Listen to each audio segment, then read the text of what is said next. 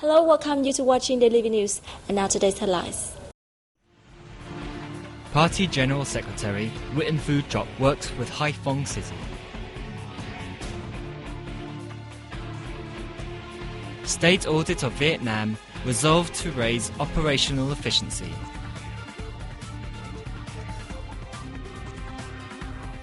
Foreign investors continue to eye Vietnam market.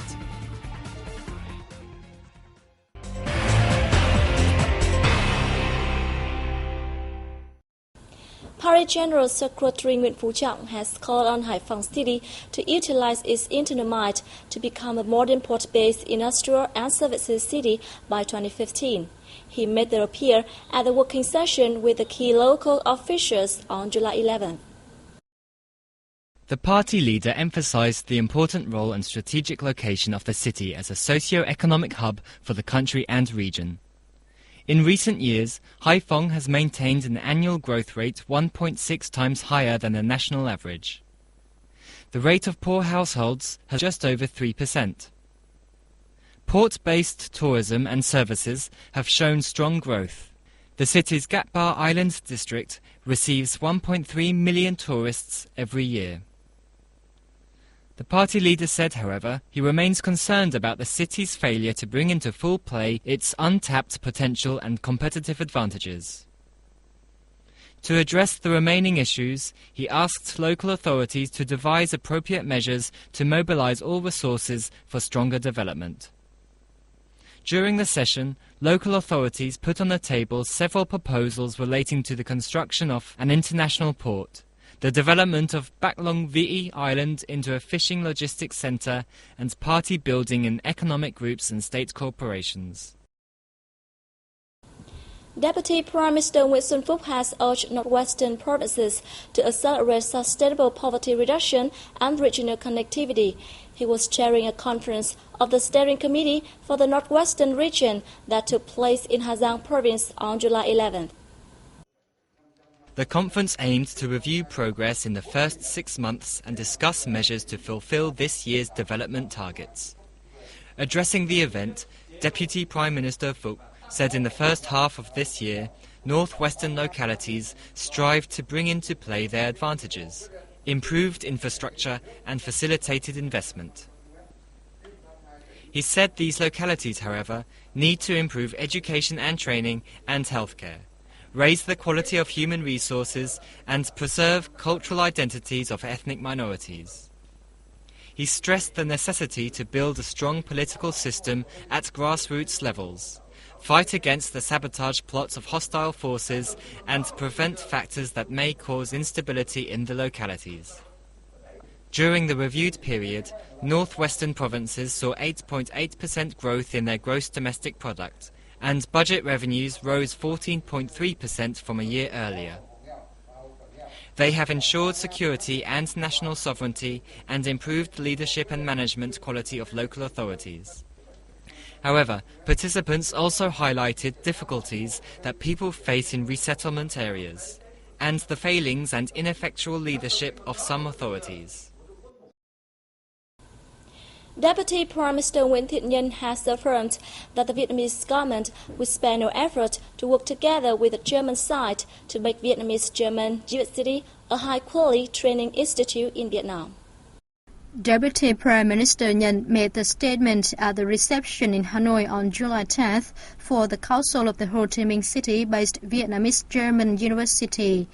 The delegation was led by Udo Kos, former Minister for Science and the Arts of the Federal State of Han Sen. The Vietnamese leader showed his delight at the university's new developments. He said he expects that the university will help Vietnamese students find jobs at German enterprises operating in Vietnam, in addition to its main task of teaching German.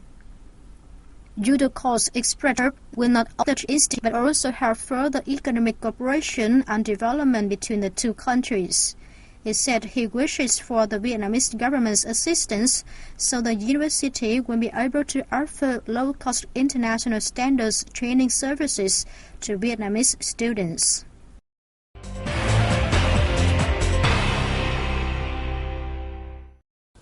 The State Audit of Vietnam has said it will continue to improve the quality of auditing and raise its operational efficiency.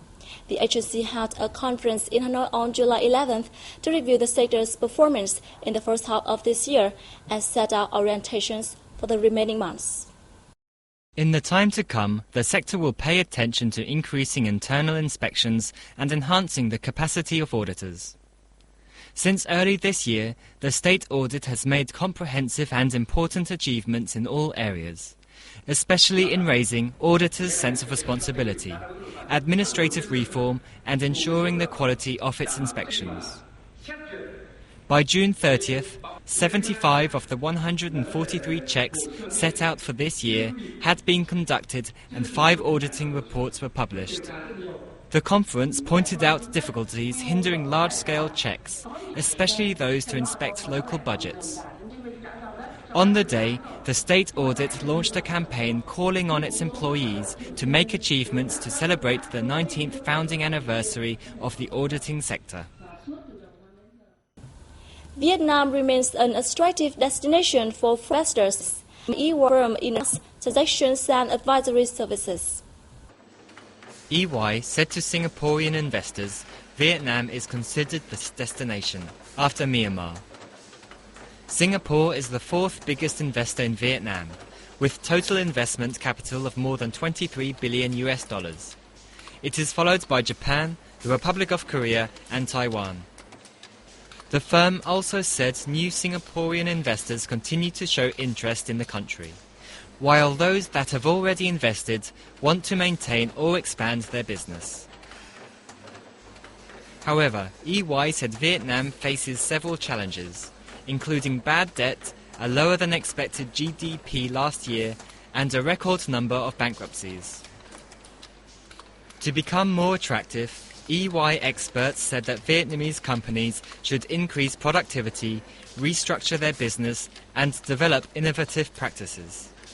Having low costs and cheap labour is not an advantage anymore, as these competitive advantages do not last forever.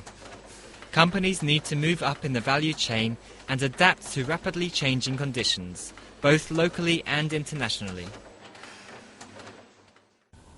The Hanoi People's Committee has raised an issue of promptly building temporary parking lots near coach and bus stations to ease overloading.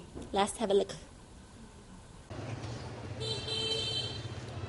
After a fact-finding tour of parking lots, the Hanoi authorities decided that it is necessary to build temporary parking facilities for My Dinh and Giáp Bát, the city's 2 most crowded bus stations, to ensure traffic order and safety.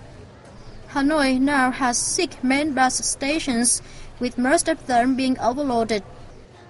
My Dinh is the worst offender. It sees more than 920 bus trips, departing on average each day.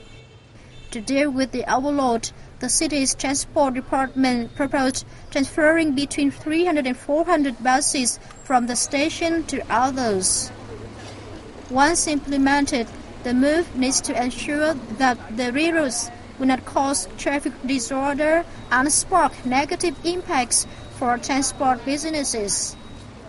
The authorities also instructed the transport department to work with relevant agencies to check the total number of bus trips entering the city from other localities in order to research the need for more bus stations.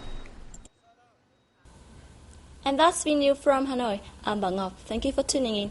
I'll see you next time.